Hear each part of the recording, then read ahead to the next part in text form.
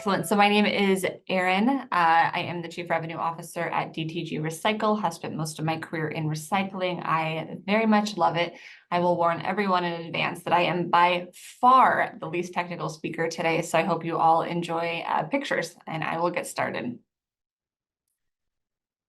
All right, so DTG is your local recycler. We are a non-municipal recycler, which means that we recycle hard to recycle items that are outside what goes in your blue bin. So we're talking construction, demolition, styrofoam mattresses, all of those things that yeah, they should be recyclable, but I can't put them in my blue bin.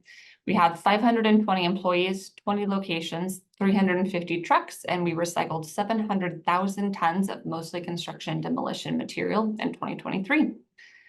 We've grown exponentially over the last few years. We're a true American dream story. Started in 1999 with one guy and one truck in Snohomish, and he has built us up to the size that we are today through acquisition and through organic growth, which is really exciting. We are located predominantly in the Pacific Northwest. You can see kind of that grouping of facilities around here. Few facilities over in Eastern Washington, one down in Oregon, and then one up in Whidbey Island. I will say we're very, very lucky to have construction, demolition, recycling on this side. My parents live on the east side of the state, and as Milad's graph showed, construction and demolition recycling outside of metal really does not occur anywhere else. So the fact that we're able to support construction, demolition, recycling in so many facilities here in the Pacific Northwest is very exciting to us. We offer a wide range of services outside of just construction, demolition, recycling. So we offer electronics recycling, metal recycling, drywall scrapping, portable toilets. If you've driven up and down 405 in the last few weeks, you've absolutely seen some of our portable toilets. We're really an integrated provider of all material recycling or materials that you'll need to have your job site. So to get really into the nitty-gritty, I'll highlight our construction, demolition, recycling process, since that's really why we're here today. A truck picks up material, whether that is for a new build or a complete demolition. Truck can be big truck, small truck. We have end dumps, side dumps, small containers, grapple, which is little 2-ton containers. Materials put in those containers, the truck picks it up, and the material is brought to one of our 20 C&D facility yards. Material gets loaded into our MRF line, it gets sorted and processed, and then it goes out to our commodity partners. Couple of just quick videos here. So this is where it's initially dumped. This is actually a beautiful cardboard load. We don't get these super often. Usually it's just mixed construction demolition materials.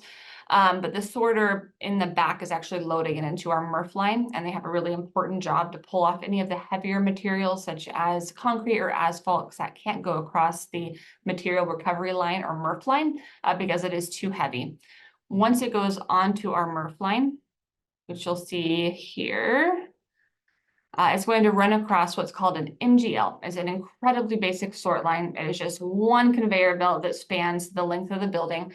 We have 6 to 10 human beings that actually hand sort off of our facilities. If you've ever toured a municipal recycling facility, it is worlds different. If you tour a municipal recycling facility, there's robot arms, there's optical sorters, really advanced technology that helps support that recycling. For construction and demolition, because it is such a different world of materials, it's big, it's bulky, it's made up of a variety of chemical makeups. Technology really does not support the process yet. So you're really limited by hand sorting across the line. Humans are amazing. They work rain, shine all day, every day. Really, really gritty, incredible human beings. So after we pull off the commodities off of the line, what do we do with them? That's really why we're here today, right? So on the left-hand side, that's just some icons representing some of the materials that we process and sell to our partners. On the right-hand side, those are just a few of the partners that we have here in the Pacific Northwest. We're really proud of the fact that 90% of our partners are actually located here within just a couple hundred miles of where the waste or recycling is generated. Typically, you'll see a lot of overseas shipping of commodities, but we are really lucky that most of it's able to stay here. One thing before I proceed as well, so I'll talk a little bit about what we do with the materials. I can't speak to what our partners do with the materials once the materials go to them. So happy to answer any questions about our process, but anything above and beyond that our partners do with it, I really cannot speak to. So first material that we accept is wood. It's by far the largest material that we accept. It's also unique because there's 3 different ways that we process it, and you'll see that come through. So clean wood is completely source separated. It's going to come from prefab building manufacturers, truss builders. Comes in, it's actually pushed off to the side of where our general pile is for commingled materials. That's because it is clean wood, and we really run a proprietary process with it where we run it through and we shred it, and we actually create bark or mulch out of it. It's actually able to be sold back to the community. On the right-hand side, that's our Clearview red mulch. It's made out of shredded clean wood, and the coloring actually lasts about 3 times longer than what you'll see from traditional bark or mulch. So not only is it made out of recycled material, but it actually lasts quite a bit longer. And the second is land clearing. So land clearing is clearly the first step to creating a building. So land clearing comes into us. It goes through very similar to the same process as clean wood. It's shredded and bark and mulch is made from it. And these 2 markets were really developed to help limit the volatility of wood markets. We have a third wood market that I'll talk about in just a second. But from construction and demolition materials, the markets are typically very volatile. So it's very intelligent to have more than a couple partners, just in case one of those partners goes down for operational repairs for several weeks. Then you're left with a lot of material that you don't have an end life for. So construction and demolition wood. So this is going to be the wood that comes in from a demolition. It's typically a little dirty. It's probably had some processing done to it, so it's unable to go through our other processes, which is turning it into bark. So this wood really doesn't have any other potential end of life other than the landfill, with the exception of hog fuel. And so what we do is we run it across our line. We pull off that wood. We're going to run it through our shredder, and then we're going to sell it to our partners on the right-hand side for cogen. And that is what they use to power some of their facilities. Metal, I won't spend too much time on metal because we all know it's wildly recyclable. There's a lot of local partners that use it. It comes into our facilities, we sort it out, we bale it, and it goes to one of these super local partners. Concrete is the next one. Concrete is an interesting one. There is market volatility associated with concrete. I know in Milad's presentation, it sounded like there wasn't a great market for it. So we actually had to create our own market here in the Pacific Northwest, but it comes into our facility. If you ever visit our Snohomish facility, you'll see a huge pile of concrete. We hold on to it because typically there's not a lot of road construction or landscaping going on in the winter or fall months. And then we actually shred the concrete. So we pull out the rebar or anything that cannot be shredded. We shred it into 1/2 inch, 1 inch, 3 inch, 4 inch, whatever sizes are needed by our partners. And then we sell it out of our retail yards in our facilities. Marble countertops are another thing that we process in very similar the same way. If you ever go into one of our facilities and see there's bright white sparkling rocks around the outsides of our facilities, it's actually crushed marble. And so it's great that there is an actual end market that can be created for concrete. Aluminum cans, I won't chime on because those are recyclable. Cardboard and office paper, we get a little bit of through our commingled containers. Market volatility is not terrible for these, but typically we deal a lot with contamination because when they're in a bin with a lot of other materials, you'll see paper and cardboard become contaminated. Drywall, this is a material that we get quite a lot of, but it has the highest volatility for our markets. So drywall can be turned into gypsum, or is made of gypsum, I guess is a better way to put it, and that is almost 100% recyclable. It is a fantastic material. The challenge is that drywall you actually have to pay to recycle. So if you get drywall into your facility, you can crush it, but then you need to actually pay to have it recycled. So you're spending the time and effort and money to process it, and then you're having to pay additional to have it recycled. I will say there's a lot of really neat partnerships developing with gypsum. We're in talks with some really excellent partners that I think will provide a fantastic end market for us, but it really doesn't remove the fact that they are pretty volatile markets.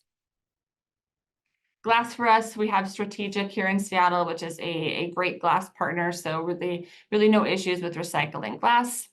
Mattress films and toppers. This is one that's really exciting to me. Mattresses are completely recyclable. We typically see those come into commingled containers in teardowns or demolitions. They're completely able to be torn apart by hand, and then every single commodity type is able to be recycled. The metals, the wood, and then the material for the foam and everything else is actually shredded and baled and sent down to our Pacific Urethane Recycling partner. Plastics are extremely challenging to recycle through construction and demolition because they're typically very contaminated. We do have a partner that accepts a lot of the plastics that we take in, but I will say contamination because of the dirt and mud that we typically see come in is a challenge, and typically it is another material that we have to pay for it to be recycled. Styrofoam, we own 3 densifiers here in the Pacific Northwest. It's very limited for partners to recycle styrofoam. There's really only one other partner here in the region that accepts it.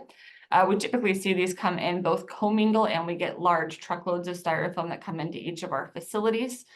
Densifier material goes into our densifier. It basically melts down into this toothpaste material that you can see come out, hardens into blocks, and this is the one commodity that we do export and ship overseas. From there, it is shredded and actually turned into sunglasses, molding. Anything that uses recycled plastic can typically use recycled styrofoam pellets.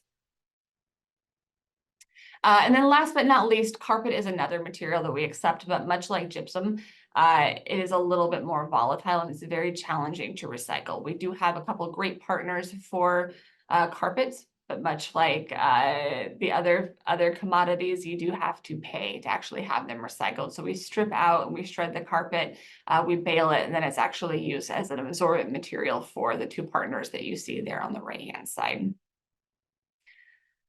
So in closing, from the challenges that we see, I would say the first and foremost is contamination of materials. Typically what we're seeing on job sites is you see a dumpster, and even though it clearly says recycling on it, people think a dumpster is a dumpster is a dumpster. And so we see a lot of black bags being thrown in, people that pour or throw their full Coke can in, which then contaminates the cardboard or the paper that they've put in. So it's an ongoing challenge to educate people that just because it's a dumpster doesn't mean anything can go inside of it. The second is fines. So recycling rates at our facilities vary very widely. And that is because it really varies on the material that's coming in, the markets that we're able to sell into, and it varies day to day, week to week, month to month. So you'll see anything from 25% recycling rates at our facilities clear to 80% at our recycling rates. That is how volatile the markets and the materials coming into our facilities are. A component of that is also fines, which tends to throw off our recycling rates. Fines are the materials that are very small and tiny and actually are in the bottom of a lot of the containers that are brought to us. So if you think about it, if there's a demolition and there's an excavator picking up the concrete and the wood up out of the dirt, there's dirt that's going to get in that container. As the container moves and jostles, you're also going to see bits come off of the wood, the concrete, the drywall, everything that's in that commingled container. And that creates fines. And fines can make up to 30% of a load. So you're starting with only potentially 70% recycled material. So fines are a challenge. We have looked far and wide for a solution to those and a way to encompass them in some sort of recycled product, but have not had any luck yet. Third is staffing. As I shared, construction and demolition is a little bit behind when it comes to technology. It's not really supportive of the type of recycling that we do. And so really is a very manual process right now. And so keeping these lines staffed is not simple. I would say it's challenging. We are always hiring people and really trying to make sure that our employee experience is great, to make sure that our retention rates are fantastic. Fourth, much like I just mentioned, is technology. We are seeing some new AI technology developed to help with the assessment of what is coming into our facilities, but it is still very limited, and we have a long ways to go before we can catch up to really what we're seeing at the curbside level. And then finally, end markets. End markets for our materials are volatile. We are constantly searching for new partners that can help support the end markets. But of course, end markets have to be supported by consumer behavior. And so the materials need to be purchased from our partners in order to make sure the end markets are sustainable. And just to highlight just a few projects that we're working on to try to mitigate those challenges. We have a couple projects that we're working on in association with the Remade and Jacardi. Key partner is WSU. They are fantastic at really moving forward on sustainability projects. The first project we made is looking for a solution for mixed flexible plastics, and the Jacardi project is really focused around carbon fiber and waste plastics from the aerospace technology. A couple of other partners that we're evaluating, and it just says top secret because we're still in the RFP phase of bringing in these partners, but technology for diversion reporting. Like I shared, there's some AI technology out there that can help support us as we understand what's coming into our facility, the makeup of what's coming into our facility, and the most responsible way to recycle or dispose of those products.